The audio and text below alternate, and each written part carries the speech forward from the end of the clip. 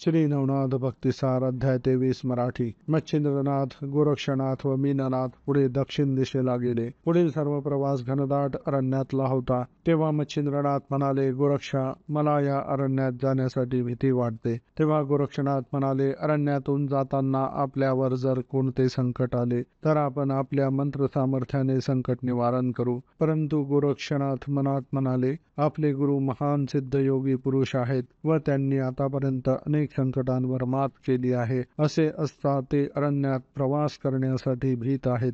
नक्कीच त्यांच्याकडे अमूल्य वस्तू असणार. मच्छिंद्रनाथांनी मीननाथास सांगितले, मी थोडा वेळ सरोवराजवळ जाऊन येतो. तोपर्यंत तू गोरक्षनाथाजवळ थांब. मच्छिंद्रनाथांनी आपली झोळी व मीननाथाला गोरक्षनाथांच्या सुपूर्द केले.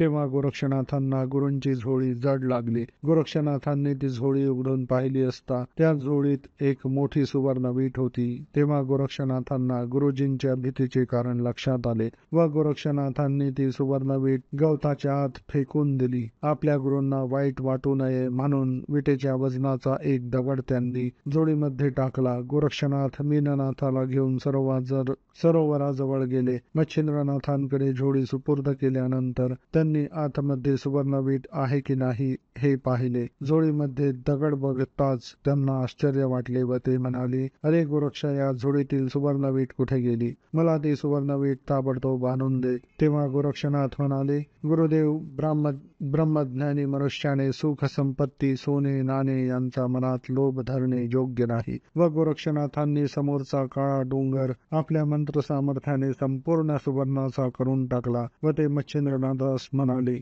आपण ती सुवर्णवीट कशा करिता सोबत घेतली होती? तेव्हा गोरक्षनाथ म्हणाले, पुढे एका ऋषींचा आश्रम आहे. त्या आश्रमात अनेक साधू, महात्मे व तपस्वी येतात. त्या सर्वांची क्षुधा शांती करण्याचा माझा मनोदय होता. गोरक्षनाथ म्हणाला, तुम्ही चिंता करू नका, मी आपली मनोकामना पूर्ण करीन. गोरक्षनाथांनी चित्रसेन गंधर्वास बोलावून घेतले. सर्व साधू संत, ऋषी, मुनी, यक्ष, गंधर्व, किन्नर, देवदेवता सर्वांना मिष्टान्नाचे भोजन देण्याचे आदेश दिला. चित्रसेनाने गोरक्षनाथांची आज्ञा मानून सर्व व्यवस्था पार पाडली. आपल्या शिष्याची ही योग्यता बघून मच्छिंद्रनाथ भारावून गेले. गोरक्षनाथांना त्यावेळी गहिनीनाथांची आठवण झाली. मच्छिंद्रनाथांच्या परवानगीने त्यांनी गहिनीनाथास बोलावून आणण्याचे ठरविले. मधु ब्राह्मणाच्या निवासस्थानी गहिनीनाथांचा सांभाळ गंगूबाई करत होती. सुरोचन गंधर्वाकडे मच्छिंद्रनाथांनी मधु ब्राह्मणासाठी पत्र दिले. त्या ब्राह्मणाने ते पत्र वाचले व गहिनीनाथांस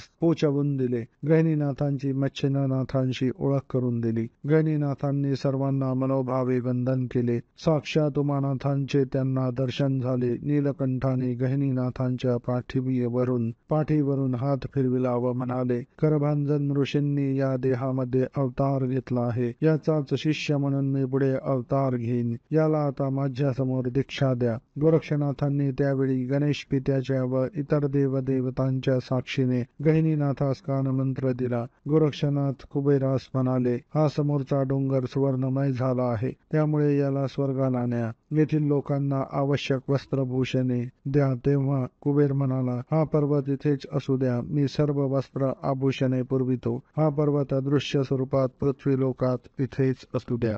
कुबेरांनी सर्वांना वस्त्रे आणि आभूषणे देऊन सन्मान केला.